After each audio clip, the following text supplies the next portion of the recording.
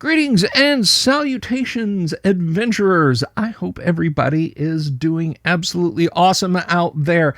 I've got a fun little video for you today. I think you'll like it. Usually, when we have guests here on the show, we do a live stream and you folks sit out there in the audience land and we interact with them, and it's a lot of fun. Today was a little bit different because my guests today are the folks working on the Erebus Mythos horror RPG supplement for Shadow Dark. And as they are in faraway Greece, we agreed to do a pre-recorded stream, just myself and they, and decided to do some Q&A for a little bit and hopefully answer some questions about Erebus Mythos, about their projects, who they are, what they're doing. Now, I'm going to link to the Erebus Mythos Kickstarter in the description down below, so I hope you folks will check that out. So sit back, enjoy this video. It was a lot of fun to make, and I'll see you on the flip side. Peace. Well, hello, everybody, and welcome to a wonderful, rare thing here on the Delver's Dungeon, because one, I have guests, and two, this is actually a pre-recorded item, which, of course, you know because you're watching the premiere right now. I am joined by three most excellent guests today. I'm very, very excited about this because they have been developing an absolutely cool horror game, adventure game setting for Shadow Dark, and we're going to talk about that today. So I'm going to kind of go around the table and introduce people and let them introduce themselves. So let's go clockwise right here and put Tassos, and I'm not even going to try and go at your last name because I won't get it right. Tassos, welcome. Tell us a little bit about yourself. Do it. Okay. Guvo Subsess. There, see, that's you asked for it, pal. That was amazing. Thank you so much, Bill, for having us. Yeah, it was amazing. It's actually it's simpler than you think. It's Guvitsas. That's how it's pronounced. Yes, it's just that it has like an extra K in there, just so. That's how it was done by the Greek government. So who am I to? Fair enough. Fair enough. So I'm the writer for Erebus Mythos. And I also have like a YouTube show like you. Excellent. I will link that in the description down below. Thank you. Even though I don't think like your audience will understand too much because it's in Greek, but thank you for linking it. It's called The Geek Detective, and I also co-host like 2 other podcasts. That's it. What else do you want to know? Well, we'll come back around to you. Sure. And someone I have been well, I'm excited about having all of you on, but poor Risa, I have nattered her ceaselessly. You guys out there in audience land have heard me forever threaten, cajole, try to jostle her here on the show, and finally we have an appearance. She really exists. Everybody, welcome Risa T. We have known each other in the virtual space for a good couple of years now. I feel like 2 or 3 years, hasn't it been? Yeah, we first met through Matt Finch, and now you're doing this. So welcome, Risa. And again, I'm not gonna humiliate myself and mutilate your name as well. So Please say. Trianta Filou? Did I get it? Oh, very nice. All right, I'm getting better at this. All right. That's exactly my Triantipilu. Okay, all right. And my favorite guest, because he only put his first name in his panel, and therefore I'm entirely off the hook.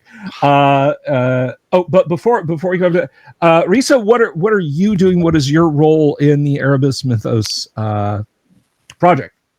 Yes, I am the creative producer. Or I could say I have a big whip and we are trying to organize everything and do whatever we need for the project. I started with the guys. I mean, these guys are my friends, to be honest. Okay. So we decided to make a passion project for us. We are all Greeks, so yeah. Now we are the 3 from of the 5 here, but yes. And yeah, I've been in RPG stories, a virtual tabletop in the past. You know that? Yes. After, the Tome of Adventure, the digital version from Ma. And then, do you remember the Dim Day Red? I do. On interview. So yeah, I was with, and I'm still working with One Sick Puppy, do a few projects. Mm-hmm. And now I'm here with my favorite project, to be honest. Excellent. And last and absolutely not least, because again, I don't have to mutilate somebody's last name. Fotis, welcome to the show, my friend. Thank you for having us here. I am responsible for the game design of Erebus Mythos and have been meddling with RPGs for 30 years now. And it's my passion. That's it. Many systems, and I love your collection also. A lot of things I would like to have also well, from the past. Thank you very much. Thank you very much. You know, I love telling people when they're like, "Oh, you have such a great set. I love your set. Those are nice display pieces." No. I use this stuff. This is I grab these books. I read through all this. I've got a few autographed by some luminaries that I don't necessarily use all the time, but yeah, no, all this is real. This is not a green screen, so thank you very much. One thing that Fotis didn't say, so I have to say about Fotis, is that he has the biggest online Greek community here in Greece. He has his server around 1,500 members, and we play mostly online. Using Roll20, Foundry VTT, and we are hosting a lot of different systems, except D&D and many more. Mm-hmm. So we had to say that. So and of course, you're live streaming it. You didn't say yes, this. I also live stream some of them. In Greek. In Greek, of course. But yeah, so if there's any links you guys want to share, I'll put them down in the description, and we can, folks that want to check them out. Hey, YouTube's auto translate is actually pretty good these days. So I actually have quite a few friends from the US who don't speak Greek, but they do watch my show, like with subtitles, the automated subtitles. There's an awesome D&D streamer, YouTube D&D streamer. She's in Japan, and I watch her Let's Plays. That they come on like at 8 o'clock in the morning my time, so I don't catch them all. But if I get a notification, I'll watch them because I can turn on the auto translate. And, nice, that's great. So, as much as we bitch about social media, it does have some pretty nice aspects to it. All right. True. So I feel like these are such boilerplate questions, but I do like asking them.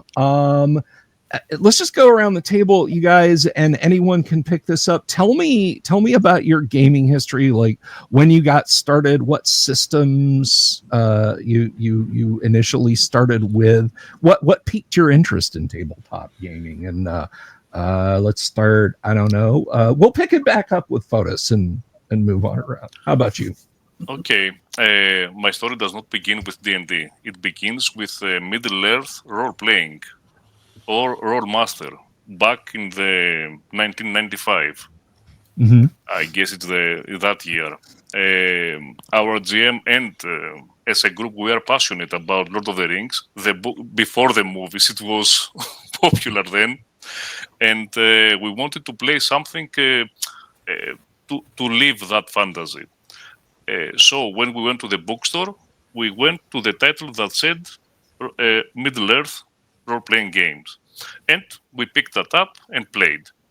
After that, we learned about the Dungeons and Dragons. My first system was AD&D Second Edition, and we moved from there to every edition and other systems also. I want to experience many systems and styles of play, from rules light to rules heavy. I don't mind, but I have a preference for old school gaming now. I have a passion about that. And I like it. I believe the Dungeon Delve is the ultimate expression of adventuring. Awesome. That is wonderful. Big fans of dungeon delving around here, of course. I mean, hey, it's what it says on the tin. Yes. So, I guess over to you, Risa. I've got a little bit of an idea, but for those maybe who are outside the loop on that, tell us a little bit about you in gaming. We chat so much every day, almost every day. So yeah, I think you know everything. But yeah, let's do this. Okay, I started about almost 20 years ago with D&D Second Edition. I moved to other editions later with other groups, but my main group was Second Edition, to be honest. Until almost today, and yeah, but I've tried also, and I love it, to be honest. Vampire the Masquerade and Call of Cthulhu, and Put then a pin in that, because I want to come back to the horror gaming, but please continue. Yeah, later I had to try other systems, especially from Free League, because to be honest, I like the franchises, like the Alien or the Blade Runner, things like that. But to be honest, I prefer horror. So yeah, I mean, Alien is horror as well. But I mean, old school gaming is really cool for me. So yeah. Excellent. Okay, and Tassos, how about yourself? Well, actually, 25 years ago, when I was back in high school, I actively chased the hobby. I mean, what happened is I was reading all of these Conan books, and on the back of the book, of the comic book, there was an old ad for a hobby store, which just said like 10 or 20 names of games like Dungeons and Dragons, Warhammer, stuff like this. And my interest was piqued. I was like, there are like these kind of games that I can play. How can I? So I tried, like I went to a couple of stores. They wouldn't have me playing in their tables because I was too young. I was a child. My friends from high school also wanted to play, but we didn't have anyone to play with us or to teach us. Finally, I found a hobby store that they accepted us as long as we paid. we paid them to run some sessions, D&D sessions for us, and so we learned how to play the game. Then once we knew how it was played, we got the book. We all pitched in to buy the player's handbook. Back then, it was I think it was the start of the third edition, 3.5. or something like this. And we got the player's handbook. I also like made up like a homebrew world and universe, and started like playing with my friends. I made maps. I actually have them here. The guys haven't seen this. If you want, I can show you. I have them somewhere around here, like at the library. And then I went to a couple of other places and started playing more World of Darkness games. Like I've played in my life much more Vampire the Masquerade and Maze the Ascension and stuff like this instead of D&D. I haven't played as much D&D as the World of Darkness games. Right on, right on. So you know what? Let's just from that let's jump right into talking a little bit about the Erebus Mythos development, and then we kind of come back and talk about some general questions. But and this goes back to something that you touched on with World of Darkness, and Risa talked about with horror gaming. When you started to develop Erebus Mythos, did you start it off as a set of adventures in a different horror system? Risa mentioned Call of Cthulhu, which is a big favorite around here. Vampire the Masquerade. I don't know if you guys have ever played Chill. Did you look at systems other than Shadow Dark to set Erebus Mythos in? And just anyone take that. Right. Well, I think Tassos can answer this question. Yes, when we started, I started writing the adventure in a different kind of system. It was actually my own like homebrew system that was based mostly on Cthulhu Dark. I don't know if you know Cthulhu Dark. Not that variation, no. It's a very simple, like very rules light edition of Cthulhu that you can play with only 3d6s, and not a lot of stats. Like only one stat. I think it has like sanity, and that's just it. And it's made to be for like quick narrative play, and yeah, so the first system that we used for Erebus Mythos was based on that, and that's also where we based, because I had made some archetypes of characters, and that's what we based our classes on later on when we adopted Shadow Dark. Okay, all right. Well, that actually kind of answers my next question about did you try a custom system from the ground up? But Risa, you being the producer, did you reach out to the Shadow Dark folks at all, or did you just kind of just pick this up and run, or how'd you do? No, we used the third party license because the reason we and I personally love Shadow Dark is that it's so community based, and Kelsey is an amazing creator. They're really open to use the system.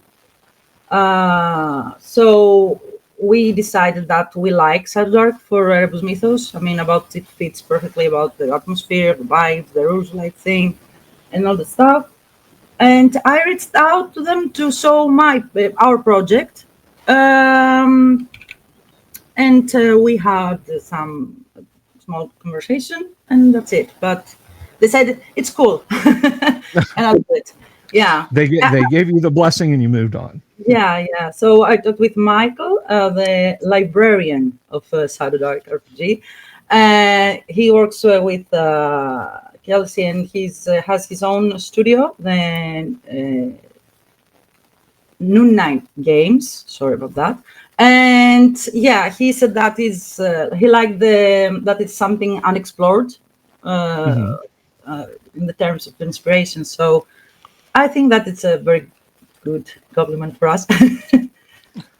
Yeah, So, we can't wait for Kelsey to say it. Yeah. Kelsey Dion. Yeah. wonderful.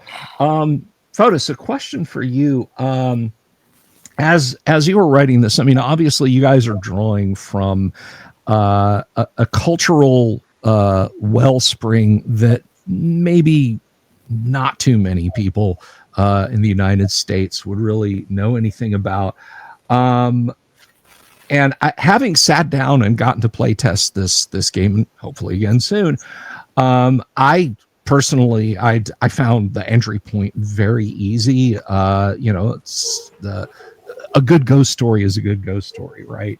But Fotis, when you were writing, obviously, there's the old saying, write what you know, and you're writing from your own cultural perspective.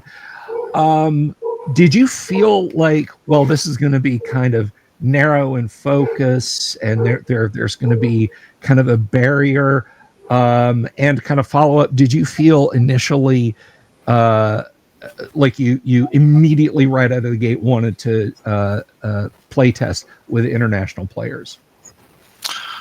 Of course, the theme is very narrow. Everything that focuses on a national like folk, like the Greek folk, is very limited in scope. But folk stories have many things in common in many cultures.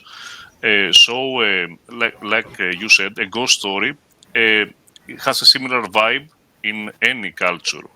It was difficult to adapt some things to the system and show how this feels as an experience, a unique experience to someone that hasn't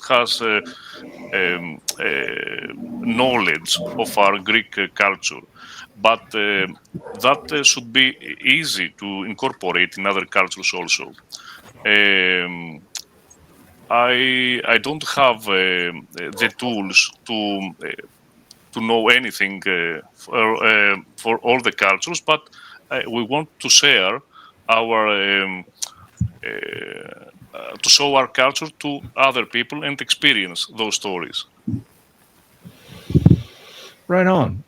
Well, I again, not to belabor the point, having gotten to playtest it once again, and Risa, you were there, kind of listening into the playtest. It was Gregory. Amazing. Yeah, thank you very much. Sit you down, my daughter. Bless you.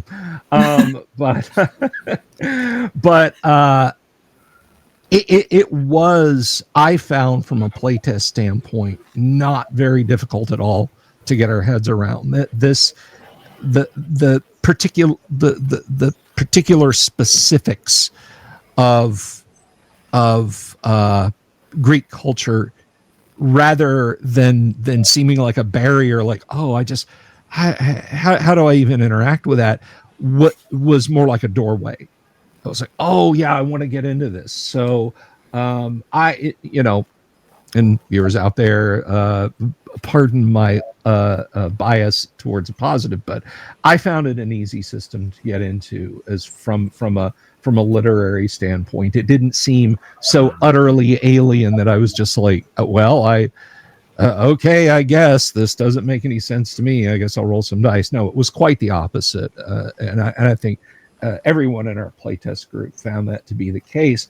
So that kind of brings me to the next question. And Fotis, you can pick this one up, or I'll just throw this out there. From a writing standpoint, how long have you been working on Erebus Mythos? We have been working for this for a long time. Yeah. I mean, it's maybe more than a year. It's about a year, but as I said, I'm sorry, I'm going to answer this because every time everyone asks this question, it's really funny. The thing is that we have the first briefing, about the atmosphere, what we would love to do. To be honest, Fotis started as a playtester. because I not only playtester. I mean, we needed him there to see what we've done, because As a consultant. yeah. And because Tassos started with a custom system, so we were checking if that could work. For the problem is that we had a short time that we wanted to launch that, so we need a lot of playtesting and things like that. So after that, we decided to go to Shadow Dark. So Fotis was there for us because he knows so many things about systems. It's about Shadow Dark. It's the point that I have been running games in Shadow Dark since it started the Kickstarter, the initial Kickstarter in Shadow Dark. I loved how accessible was the system and easy for players that play D&D 5th edition to move to a more old school style of play. And my group loved it. My community also embraced it. So we played Shadow Dark we play now for more than 2 years in many campaigns and West March style campaigns and settings that we have never touched before, like Dark Sun, Dragonlance, and old school gaming, hex exploration, dungeon crawling, and things we have never done in that scale. So when Krisa approached me, I was deep in Shadow Dark, so it was an easy decision based on two elements. It's easy to learn. It's familiar with someone that has a D20 in his house.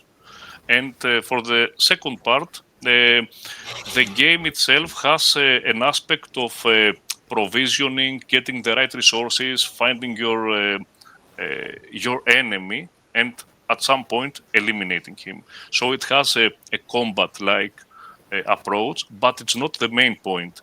It's investigation and the horror theme that encapsulates all in Erebus Mythos, the folk horror theme. Excellent. So the answer is about a year. That's fine. But it's not a full-time job for us, so I had to say that because Fotis is a programmer. Sorry, full-time programmer. Yeah. So Tassos the same with all his artistic projects there. So we had to work at the afternoon about all these things. And we have the playtestings on weekends and things like that. So that is almost about a year. Because we had the system changes, we explored the myths a lot about the stories we want to tell, so you need time for these things. Sure. Yeah. And when you're talking about a passion project like this, I mean, it can take over your free time, but you do have to have the free time. And I'm sorry, you were about to say, Tassos? No, I wanted to answer your previous question about writing. Go ahead. Go for it. So when I started writing the stories behind the Erebus Mythos, what really appealed to me, and that's also most probably why you found it very easy to get into. When Chrisa came to me and said, okay, let's make something about folklore, and I love folklore. And then Konstantinos said, okay, what about if we do this? I have an idea that I've had for many years about like a guy like in a village, and they call him the vampire and stuff like this. And we started developing it. What's really appealing to me... The artist. You didn't say that. People have no idea. Yeah. Yes. Yeah. Konstantinos is the artist, and you will find that art plays a big role in our game, to the point that Konstantinos is a co-creator. He's not just like a hired artist like most games have. The universe started from the comic idea he had about the hunting myths of Greece. So me and Tassos love RPGs as well. So I said, okay, let's go and do an RPG about that before the comic. A sketch created all. A sketch is the initial idea. Yeah, Yeah. Konstantinos sketch. But the thing is, what is appealing to me about Greek folklore and folklore in general is that folklore is basically universal. I mean, the same kind of myths that you will find here in Greece, you will also find in Northern Europe, you will find in the US, you will find everywhere, just a bit changed. And it was when I was like younger and I was like reading up on folklore, it blew my mind how we had all of these stories about vampires, about ghosts, about goblins, all of these things that I've seen in comics and books and the Lord of the Rings or stuff like this. And for me, it's very like I want your kind of reaction, the reaction, because I was also listening into your playtest. I want your kind of reaction, like to show the people that it's not actually about Greek culture. It's basically universal culture. Yeah, absolutely, and that that's one of the things that horror is an emotional reaction to the indefinable, the alien, the scary. We confront we confront the unknowable and give it a face, and it doesn't matter what direction you're coming at that from. One of the things that I said towards the end of our play test the first time we did was there's a scene early on there, an encounter early on in the playtest module that just as easily could have been in Northern Europe, in England, in Africa, in the United States, in Japan, and that is, the spooky old woman.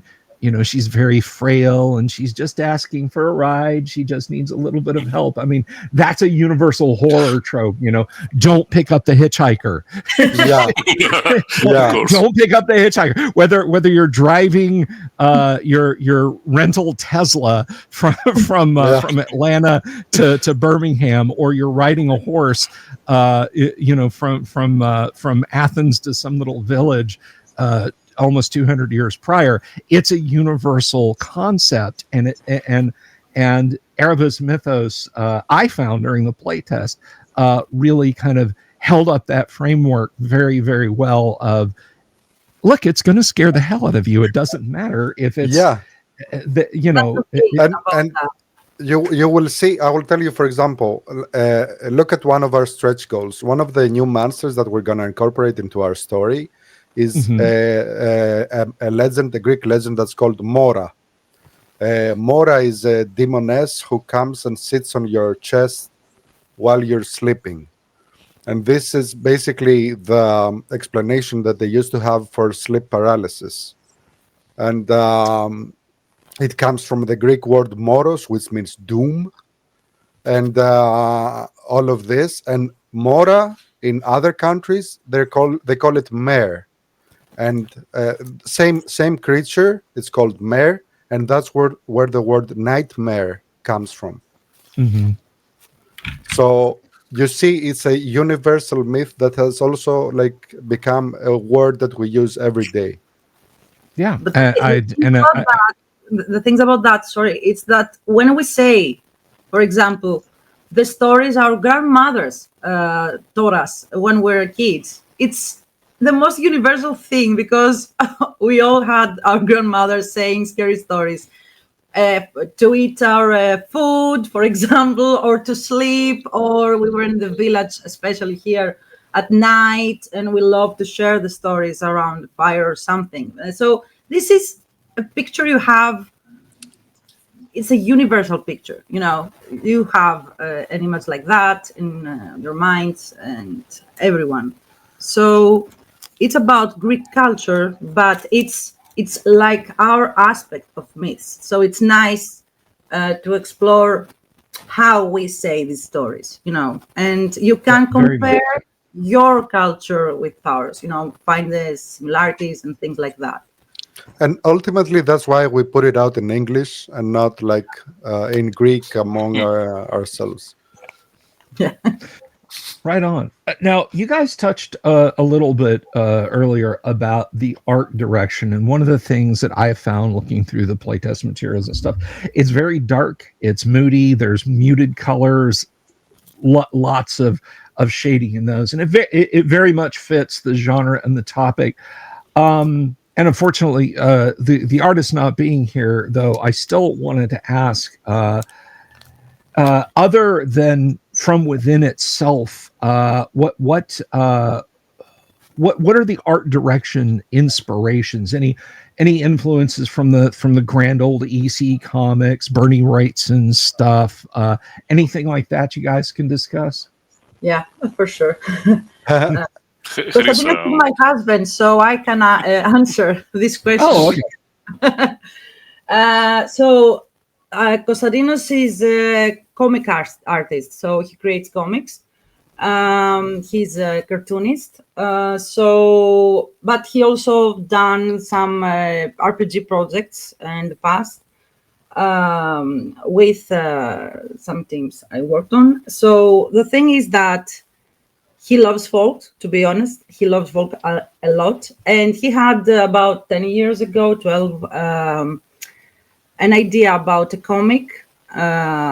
It would be, a bit, like a more noir feeling, about an investigation, folk village stories with vampires and things like that. So he had this idea. He loves vampires, especially the Dracula. he loves once you said about the pulp movies, like the old no pulp, sorry, The pulp comics like EC and pulp comics, and the Hammer classics. horror. Hammer horror, yeah, the classics. So he loves them a lot. He's a big fan. He's trying almost every day to convince me to watch again and again Dracula, Lugosi, and things like that. And I'm like, okay, yeah, we have new movies to watch. Stop watching the same all the time. So old movies are better. That's just how it works. I know, but it's something for Halloween to watch. We cannot watch it every day. So Right. these are his inspiration about that and the idea about the comic, and then that's how we started the Erebus Mythos, to be honest, as a comic. I would like to add also, because Chrisa is his wife, but also Constantinos is like my hetero life mate, and like there is a love of comics that has bound us together. And I know his inspiration. First of all, Konstantinos is one of the best comic book artists we have here in Greece, and I think like pretty much generally, and one of the most versatile ones. If you see his comics, like you will see very different, like from project to project, his style changes very much. And first of all, when he came out, like he started doing comic books, he got an award for most how's the award for new artist. yeah, best new artist from the Greek Comic Book Awards. And he has inspirations, like you said, from pulp comics like EC Comics, Tales from the Crypt, all of this, Hammer Horror, Mike Mignola and Hellboy, Eric Powell with The Goon, and all of this stuff. Like he draws from everything, and not just comics. I mean, from movies, covers of music albums, everything. Like it's very nice when you have like an idea and you give him that idea and he makes it, like he draws it on paper, makes it like 100 times better than what you had in your mind. This is like mind-blowing for us. but also the opposite, because when I was writing, he used to like just slip me sketches, and I liked them so much that I was immediately writing something to incorporate that sketch in my story. Like it happened like this. Well, and then it falls on poor Fotis to have to do the mechanics for that, right? Like, oh, here's this awesome thing. Yeah. Oh, you're gonna set this thing up. We were editing the book, and at some point I said to Konstantinos, I want to fill this gap with something. I can't find the words, so I want some art. And 5 minutes later, Konstantinos told me, take this. And we had the art to put it at the right moment as we were editing the book. I'm sorry about that. Oh, sorry. Yeah, go on. Konstantinos is amazing in that role. We couldn't have found any better. Well, yeah, we're friends. We love each other. That's why. To be honest, that's the best way to get these. I have I love. I'm gonna say a very short story because it's one of my favorites. Because I was in front of this conversation and it was so funny. So Konstantinos had an inspiration to sketch a Dracula parrot, vampire parrot. Oh, right, Dracula. Yeah. Yes.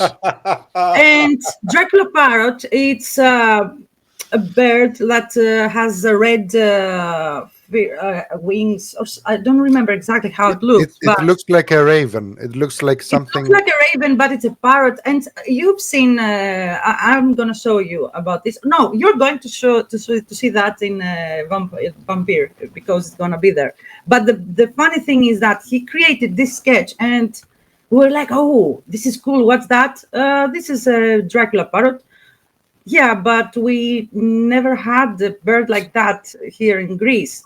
And Tassos was like, now we're going to have. I'm going to find a way. We do now. Yeah, but I was like, does not make any sense. No, I'm going to do that. Yeah, because it's a bird that is indigenous to Australia, but what do you know? There are a lot of sometimes they migrate. Greeks in Australia. Yeah. Migrates. There you go. Everywhere, man. Greeks are everywhere. I do that. I do stuff like that to my players in my Monday night game, and even sometimes on the live stream, they'll say, "Ha! Wouldn't it be funny if the trees were alive and we're going to grab us?" And somebody will say, "Shut up! Don't give them ideas." And I'll say, like, I wasn't gonna do that, but now that you bring it up, that seems like a pretty good thing. Let me take some notes. That's done that once also. He said you feel like the tree is gonna touch you, and I was like, oh my god, it's alive, but it wasn't. But he made me believe that it was alive. It's so funny because whenever you play a horror game, all of the players already have an idea that something bad's gonna happen. It's like they know that they're in a horror movie, so they see everything like suspiciously. Like at one point we were running a game and I told them, so a bunch of kids like approach you laughing, and they were so scared. I didn't tell them anything else, just that a bunch of kids are laughing on the street. The thing is that Fotis did the same in the convention. He was describing a very horrifying thing, and I was like, that's not in the book. And he said, yeah. It is now. No, the thing is that he said something really wise, that's the GM. You have to do that. You have to improve and, say things about that. If you want to add your details and make it horror, you have to do it. You cannot write everything to the GM. You work with the audience. You work with your players. If the players seem to grasp your, you give them something, and you get back their emotions. So you build upon that. Yeah, definitely. And we've all game mastered or played games, and everyone knows that no plan survives contact with the players. You Yeah. can you can literally describe there's a giant glowing arrow on the ground pointing at the door to the building, and the players will say, "We're going to get in our car and drive to the next town." And you're like, "I don't even. Why are you doing this to me? Please just go in the damn building." I can feel that. I'm a forever player, so I can feel that playing with many guys. You know, with the art though, I did want to ask because you talked about comments. Is there a future plan for for an Erebus Mythos comic to complement the RPG? Of course, and I have to say a small detail because we love that the comic is going to be nowadays more not 2025, but I mean nowadays more modern atmosphere about folk stories, and the RPG adventures are going to work as a prequel on the comic. So if you played the game and then read the comic, you're going to have the whole experience. Nice. That is excellent. That that kind of dovetails into something, and kind of jumping around a bit with the questions I gave you guys. I promise I'm not trying to just throw you for a loop. Fine. It's great. It's okay. It's us. It's us. But it's not you, it's us. looking ahead at the future, I mean, obviously the comic and the way you want to mesh that with the RPGs, but are we going to see more adventures, a world book that kind of fleshes out Greece in the 1800s, particularly for those of us who maybe aren't as up on the history? Any thoughts on say miniatures? I have a shelf of shame over here. I just knocked something off. I have a shelf of shame over here of painted and unpainted minis. So the inquiring hobbyist wants to know. The dream, I'm going to say the dream. We started with a sword campaign because it's a kind of test for us if people are interested in our universe. So, not universe, our world, the setting, the Greek folk setting. Because if we started with a whole book, we have no idea if people would like. So this is a good opportunity to see people if they like. And if we have a community around us, of course, the dream is to make an Erebus Mythos, full setting about the lore, about a lot of myths we have here, so the people can create their own stories, their scenarios, and play. So yeah, that's the dream, to be honest. Right on. Let me see. There was okay. So now, Risa, you actually shared some footage with me of, at least I think it was you, of a gaming con, and I think maybe even photos popped up in that video. So these days, the con looked like it was jumping. It looked like there was a lot of cool stuff going on there. What is the Greek tabletop gaming scene like in the overall these days? I'll just throw that out there. Any of you guys can answer that. I think Fotis is the specialist about the cons. Yes, as a group, we have been participating in many conventions here in Greece and playing games at the tables there. The reception of the group is excellent. We always have tables filled with people to play. And systems of any of many styles and plays there at the conventions, but the conventions are not that prepared to handle the people, and there are not many opportunities except for a couple of days within the year to participate in those events. I would love that to change, to be more events here in Greece, but I don't think that will change soon. We do have a very active community. The community is very active. Very active, and I believe that we have so many conventions, especially the last years. because around the comics about RPGs, board games, I'm gonna say about we have many creators, to be honest, here. On tabletops, there is the problem, though. Yeah. Yes. I mean, we have so many board game creators that they work also with studios around the world. And we also have some great RPGs made by Greek creators. But how can I say that? What do you want to say? The tabletop market is not market. The tabletop experience in conventions is very limited. They don't invest that much here in Greece. Yeah. They see it as a side project. There are card games to play at the conventions. There are war games to play, like Warhammer or anything else. But the tabletops that are played within the conventions are just a marginal. They occupy a marginal spot there. They exist. We want to expand that and promote more of the tabletop RPGs. And we're really impressed about how many Greeks supported project. To be honest, Yeah, that is the thing. Like putting conventions aside, we have a very active, very vibrant community that goes back a lot of years, playing not RPGs and board games in general. There are many like groups and places that you can go and play. We told you earlier about Fotis' group.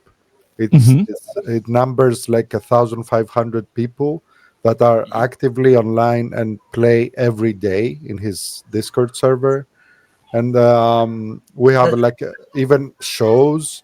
We have a lot of creators doing amazing stuff, like amazing games that are coming out from Greek creators, and it's also like an outlet for us. The thing is that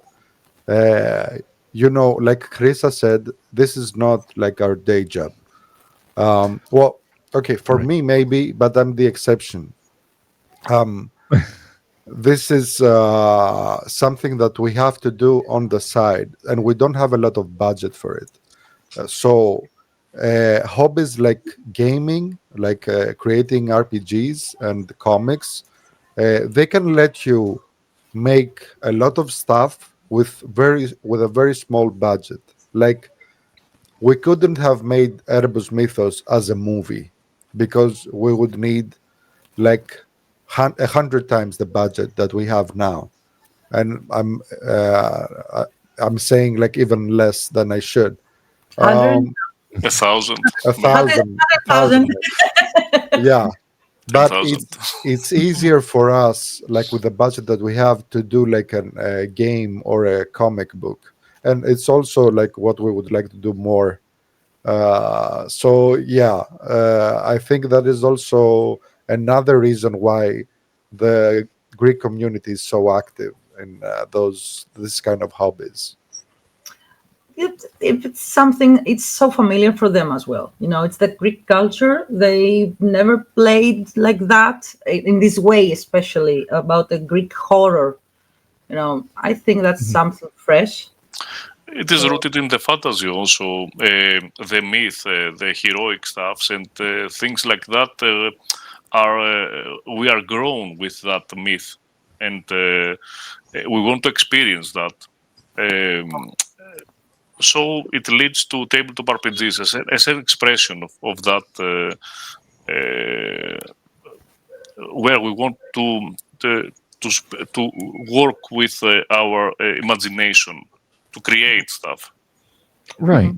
Right. And to touch on what you had said about, sharing this with other people, but not necessarily huge con scene there. Of course, you got, what'd you say, Fotis, 1,600 people in your Discord in kind of this living sort of huge campaign. And my hat's off to you. I mean, I lose track of my reading glasses 3-4 times a day. I can't imagine trying to manage 1,500 people on a Discord server.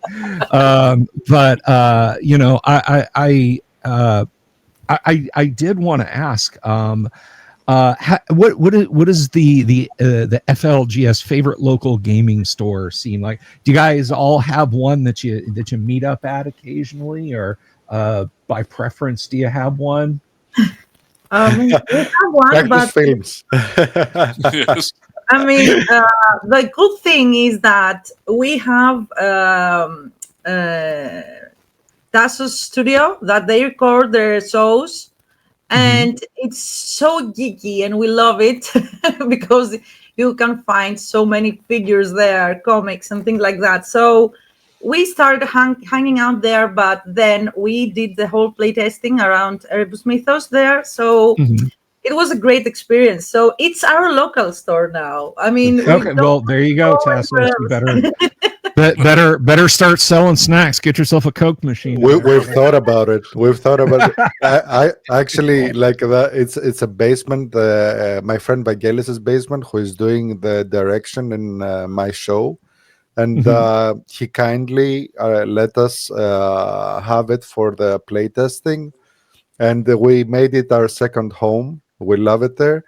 But all that aside, we do have a lot of great local hobby stores that we support. Wonderful. And that, yeah, I think there's this unfortunate tendency, and look, I'm as guilty as anyone else. I'm not throwing aspersions, but you're like, oh, I want book X, I want a bottle of paint, I want to, I want to put some minis together. I need some Zap-A-Gap glue. I'll get it off Amazon. I can get it here today. And meanwhile, in the same breath, people will say, but why is my local hobby store dying? No, you have to support. You have to support your local hobby stores, and you will see us. Even if we don't buy stuff, you will see us hanging out there and doing it. We just announced actually an event like in a local store. All right, so there it is, guys. If you're in Greece, go crash at Tassos' house. It's a great beat crash pad. I'll post up his contact info in the. I'm kidding. Of course. Well, we've come to a point here where I think we have carefully tried not to disturb the vampire, but we must discuss this. You guys have a Kickstarter going, and let's talk a little bit about that. I'm going to go ahead and share this on screen, and that is the Erebus Mythos Vampire Kickstarter. It's cooler in dollars, more money. Yes. Well, I was like, when did we go at this? Like, it was just at 7,000, but we see euros, you see dollars. Yeah, it's I tell you, it's that Dungeon Delver effect. Y'all come on the show and it just kicks up the thank you for that. Thank you. I am a net negative, but I'm kidding. So tell us, obviously, for my viewers, listen, don't panic, but I think this is about vampires. So with that said, tell us a little bit about the Kickstarter. Obviously, we're getting vampire myths going on here. Who wants to take this? I'm throwing the hot potato out. Who wants to talk about this one?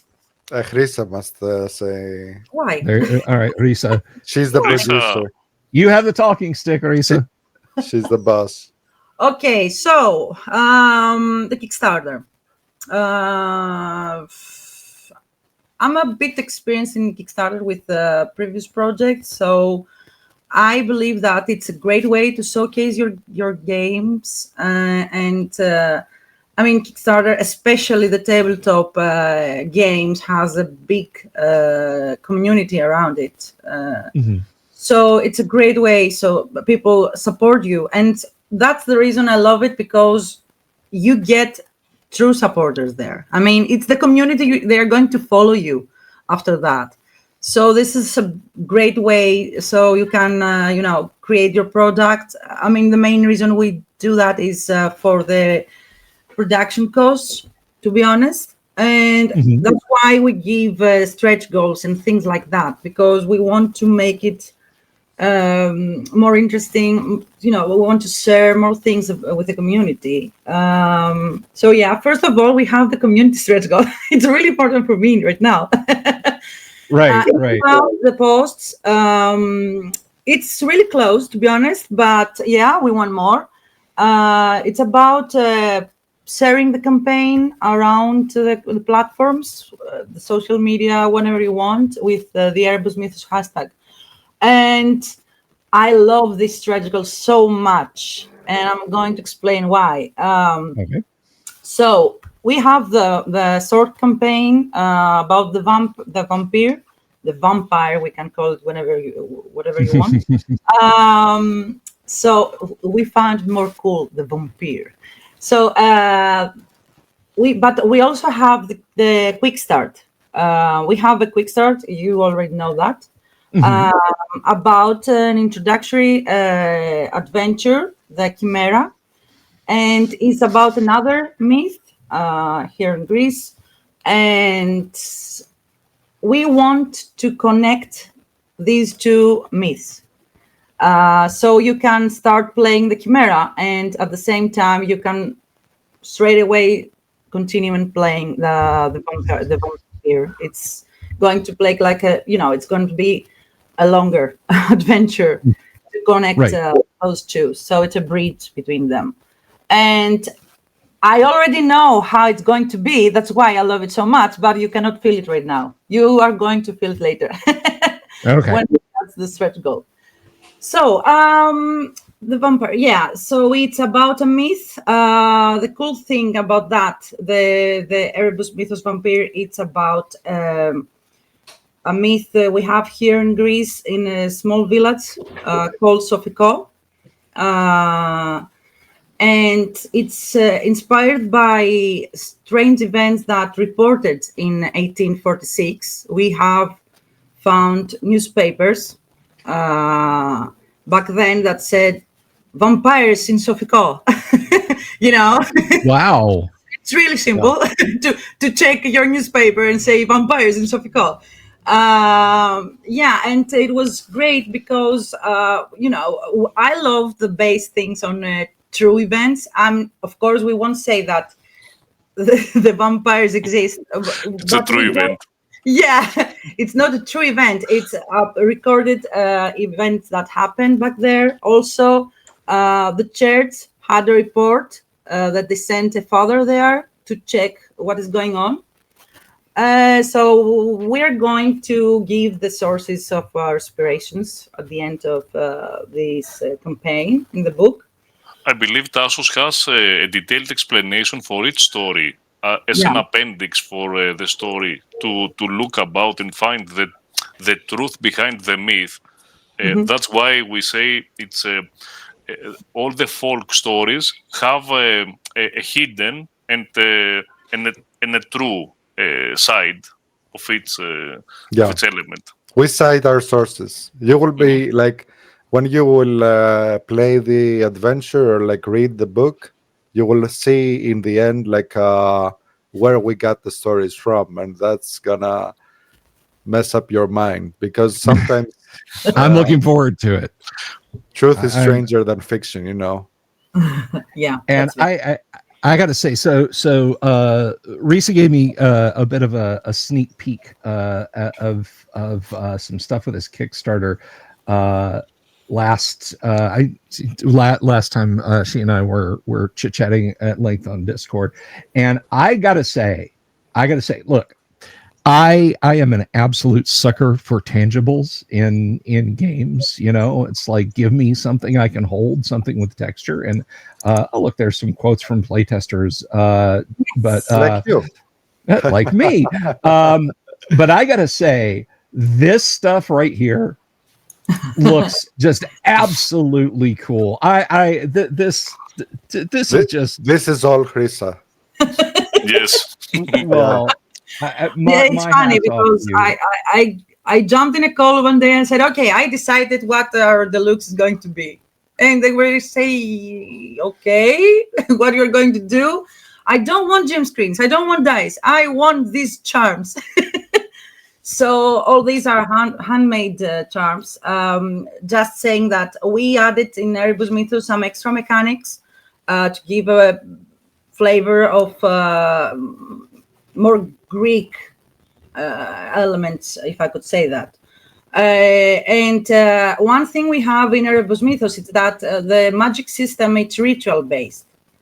So it's not like fireballs and things like that. It's like, grab a salt and make a circle because you need to survive from the spirits. And these are elements we already have in there. If you check the Kickstarter, you can find them in the book. Because these are the signature items, as we call them. The signature items are charms that once per day that gives you strength to do something cool.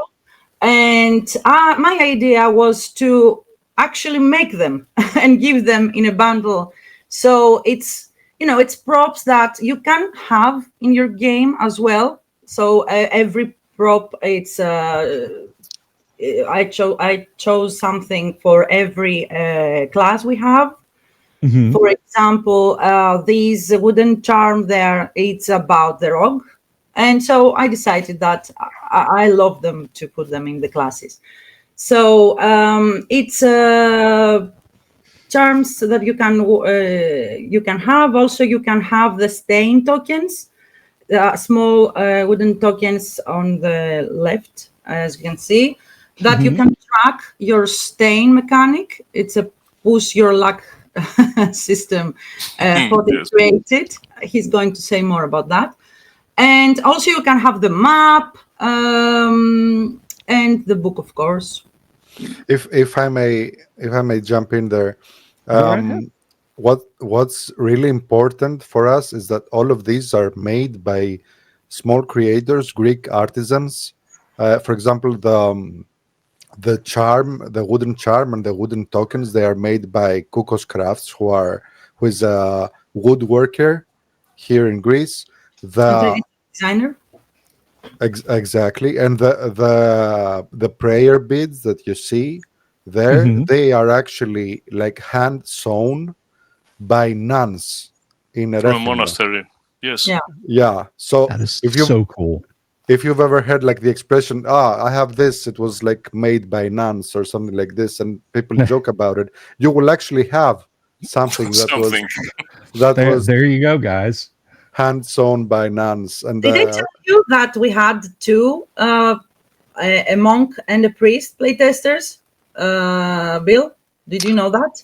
No, I didn't. That's really cool. Yeah, they checked it. They the one, it was the devout, and the other was a warrior, and they loved it. To be honest, also the good thing is that I talked with the nuns about the prayer up there, the koboskini, as we call it, this charm, and I actually explained what we're doing, and she was like, "Oh, it sounds interesting. I like it." And I was so amazed because I didn't expect that. I expected she would say, "This is Satan things," and close the phone. But yeah, actually, the nun was really cool and helped me a lot. Chrisa has made friends with the nuns now. Yeah, she could like. That's wonderful. That is wonderful, and I love the fact. I mean, I want to be 100% above board here. Anyone listening, watching, when I post this, I'm not calling anyone out, but you see a lot of quote unquote big Kickstarters that go and you'll see hundreds of thousands of dollars and stuff like this. And you would think with a budget like that or with site set like that, there would be more of this. And yet you see less of this and more people saying, yeah, our factory in China is stamping out 200,000 of these for the game. And you're like, look, I understand economics of scale, but this is cool. This, you guys, I mean, you don't get much more crafty and local than going to a monastery and saying, by the way, I'm doing a horror folklore TTRPG. Knock out some goods for me. These koboskini, pretty much that's it. The real size, it's huge, to be honest. So I said that, listen, all my props in the book, it's going to be, small and cute. I cannot take a huge koboskini and put it in there. And she said, okay, I can do whatever you like. And then I said, are we going to make a mini version of that? And Yeah. I was expecting her to say, "Are you kidding me?" And she was like, "Of course, I'm going to do whatever you want." And I was said, "Oh my God, nuns are so cool. I'm going to visit them one day." And That's Yeah. nice. Yeah. even the map that you see, like it's our only like piece of art that Konstantinos doesn't have. It's from a local cartographer, Evie, Mhm. who's like done it by hand. The maps that you see inside the game. That's just wonderful. Although I will caution you, Risa, hanging around with nuns can be habit forming. I'm not Other proud of story. that joke at all. Actually, that may get edited out. But Yeah, I anyway, know. Now your joke is going to be great. terrible joke. But anyway, so I liked it. I love the fact it's like I said, everything in here is crafted. It is locally sourced, and it's not just like you sent blueprints off somewhere and got proofs and there you go. I love this. This looks absolutely fantastic. And folks, if you're catching this, I will link to this below. Now, if you're watching this a year from now, I can't really help you out with that, but I will post the link up for those of you who catch this in the now. And if you want to back Also, Erebus one thing to Mythos. explain in the pledges, if you can go to the Myth Oh of War yes, let's version. jump down to the pledges. No, I just want to explain the difference because sometimes people didn't get it. So I had to make a fact for that. So I see. yeah, so the protected kit bundle has all these things we said, and the Myth of War, the next one, has the same, of course, things. Also printed handouts, art, and letters and puzzles and things like that that you can use for your experience, so you can showcase them. There are going to be prints about this. And can you see the wooden charm there with the eye? Yeah. Yes, The right. logo. Yeah. So there, our Kuko's Craft, we said before, is going to engrave the name of the backer on the back.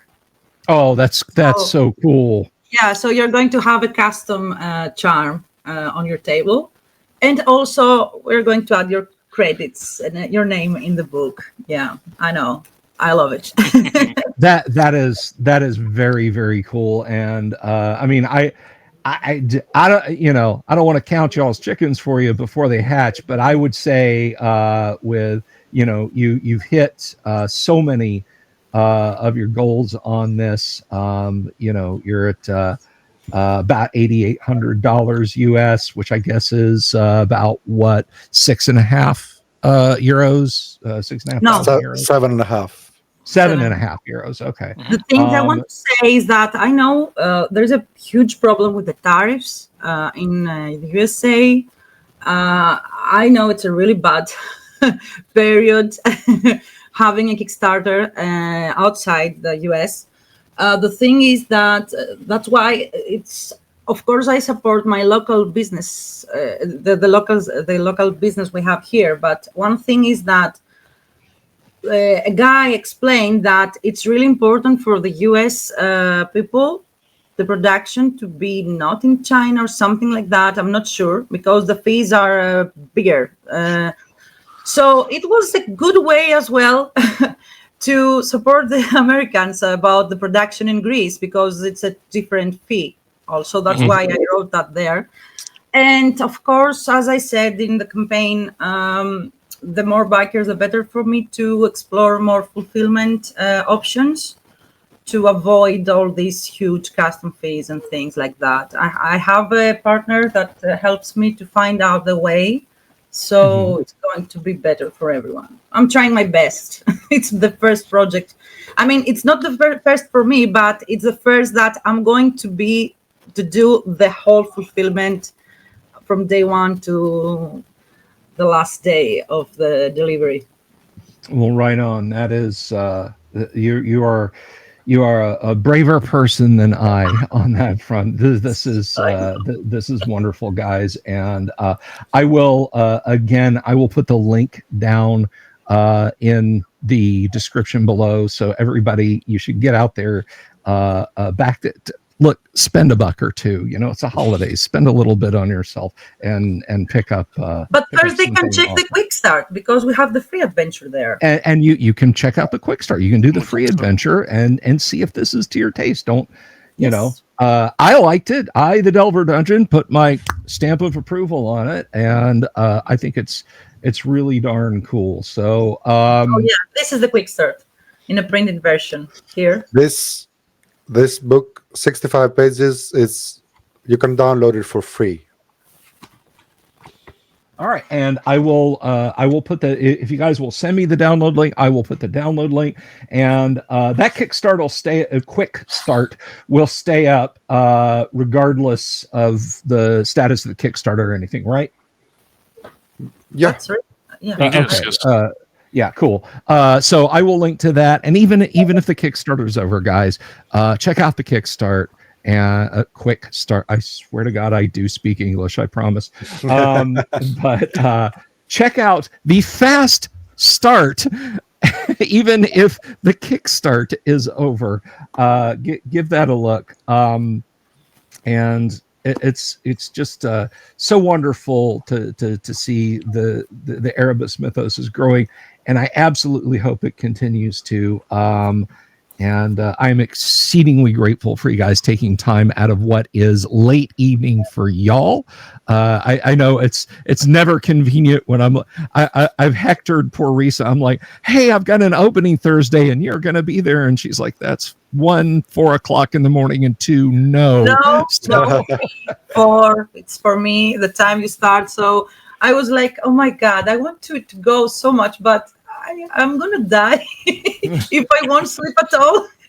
So yeah, I was very happy when you said that you are in for a recorded video. That's why. Yes. So thank you so much.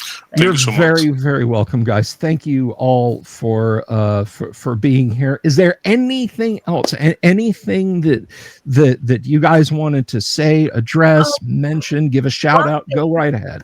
Yeah. One thing I would like to say that you are in our Discord. It's totally new. We just started the server, and you can share the link for people if they want to jump in and ask questions.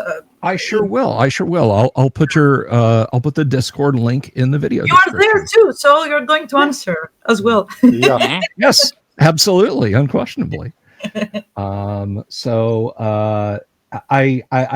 think unless you guys have got any questions for me or anything like that, we'll go ahead and call. So cool. That's the answer. The question I have for you. I'm sorry. Your question was how can you be so cool all these years? How can I be so cool? Just years of being an insufferable nerd, I think, have lent to my geek cool. It's like people ask me all the time, wow, how did you get to know Gary Gygax? I'm like, I cyber stalked him. I emailed him constantly until he reached back out to me. So it's just my awkward lack of social skills have somehow transliterated into being a pretty laid back nerd. And it also helps that I meet so many wonderful people like you guys. Thank you so much. And we're waiting for you to come to Greece so we can play here. I'm not going to lie. I'd love to. I'd absolutely love. Maybe I can mail myself to you. Just stuff myself in a crate with 12 pack of Cokes and some MREs. So you have to know that you are going to be the playtester for the VAMPYR too, right? Yes, absolutely. I can give you a small Easter egg that we haven't said anywhere. I don't know if even some people from our team knows it. The plan of what we said with Konstantinos from the start is that whatever we put out as Erebus Mythos, the subtitle is gonna have the letter Y in it. Like Mythos, for example, that's why we spell vampire that way. That's why we spell Chimera. That's why we spelled chimera that way. And everything that we're gonna put out in the future is gonna have this kind of spelling.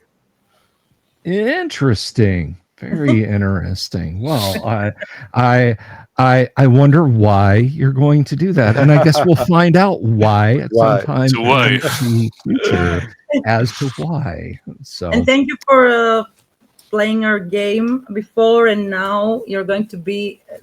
I can't wait to see you playing as a GM there and Oh, killing your party. Can't wait for that. absolutely, absolutely. Well, thank you all for being here, and Thank you for having us. Thank you. So much. thank you, everybody, for watching the video to this point. And please leave a comment down below. Check out these excellent links. If you haven't already, do click the subscribe button and give it a thumbs up. I think this is a pretty darn good one. And we'll see everyone later. Have a wonderful, wonderful day. Bye. All right. Big thanks to Fotis, Tassos, and Risa for being here today for that video. I hope you guys enjoyed it. And if you haven't already, please do click that subscribe button, click the bell icon for notifications, and I will see you guys on the flip side. Peace